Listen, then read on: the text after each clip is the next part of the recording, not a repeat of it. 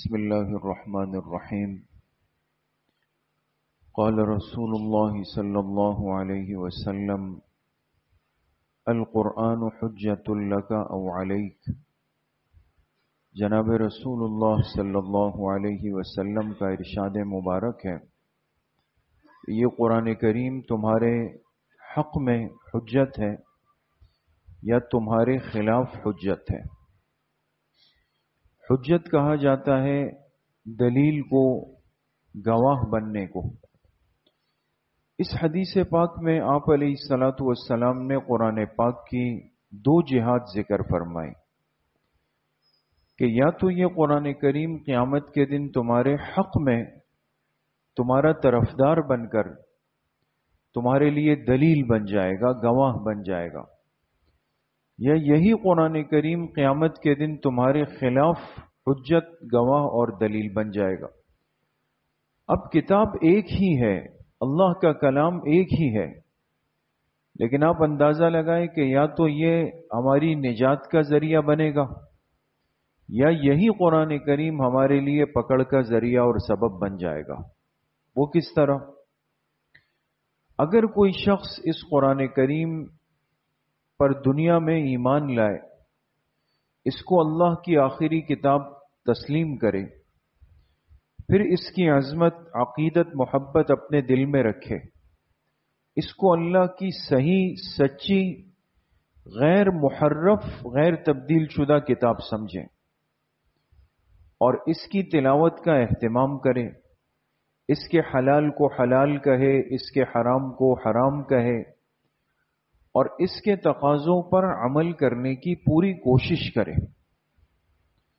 تو گویا اس نے تو قرآن کریم سے اپنا تعلق جوڑ لیا۔ تو جب قیامت کے دن اللہ کے سامنے پیشی ہوگی تو یہ قرآن کریم ایک سفارشی بن کر، ایک دلیل بن کر سامنے آئے گا اور اللہ پاک کے سامنے ہماری سفارش کرے گا۔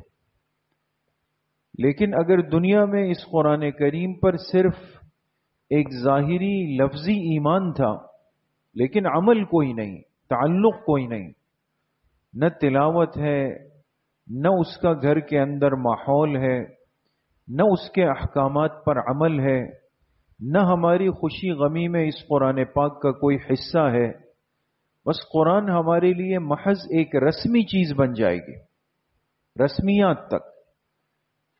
40ویں کی قرآن خوانی میں قرآن سے ہمارا تعلق جڑ جائے گا، بس باقی نہیں ہوگا۔ دکان کا افتتاح کریں گے تو بچوں کو بلا کے آدھے گھنٹے کی قرآن خوانی، اتنا سا تعلق ہوگا۔ باقی یہ ہے کہ قرآن کریم کہہ کیا رہا ہے، اس میں عبرت کی کیا باتیں ہیں، اس نے کن چیزوں کو حرام کہا، کن چیزوں کو ناپسندیدہ کہا، اس سے آج کے مسلمان کا واسطہ ہی نہیں رہا۔ نہ اس کو سیکھنے کی فکر آج ہمارے اندر موجود ہے کہ کم از کم میں اتنا قرآن کریم سیکھ لوں کہ میری نماز صحیح ہو جائے۔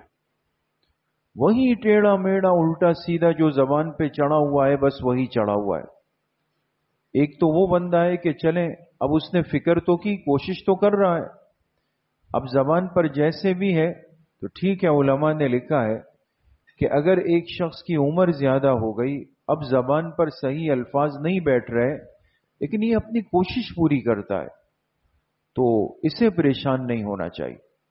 لیکن اگر ایک بندہ اچھا خاصا نوجوان ہے، سیکھ سکتا ہے، سمجھ سکتا ہے، تلفظ درست کر سکتا ہے، لیکن احساس رہا ہی نہیں زندگی کے اندر، نہ اعوذ باللہ صحیح پڑھ رہا ہے، نہ بسم اللہ صحیح پڑھ رہا ہے، نہ قل هو اللہ احد صحیح پڑھ رہا ہے، جیسے اکثر و بیشتر ہمارے سامنے اس کے نمونے اور اس کی مثالیں سامنے آ جاتی۔ وہ لوگ صاحب منصب اور اقتدار آج بن گئے ہیں جو سورہ الہاکم التکاثر نہیں پڑھ سکتے، سورہ اخلاص نہیں پڑھ سکتے، اور کسی کو احساس اور فکر بھی نہیں ہے۔ تو سوچنے کی بات یہ ہے کہ یہ ہماری نمازیں کیسے ہو رہی ہے، یہ نمازیں کہاں جا رہی ہے۔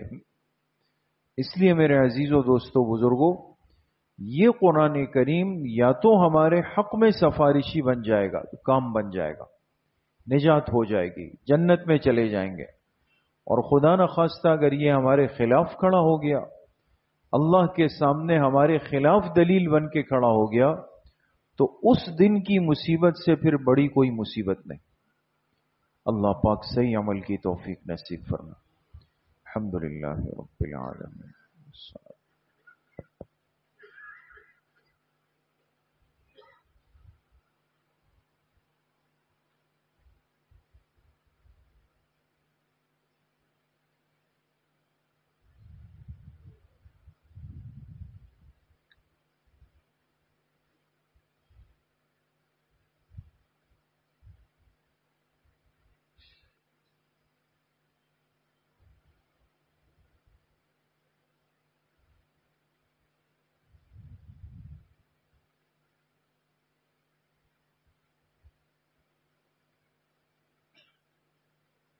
وصلی اللہ وسلم علی نبینا محمد وآلہ وصحبہ اجمعین.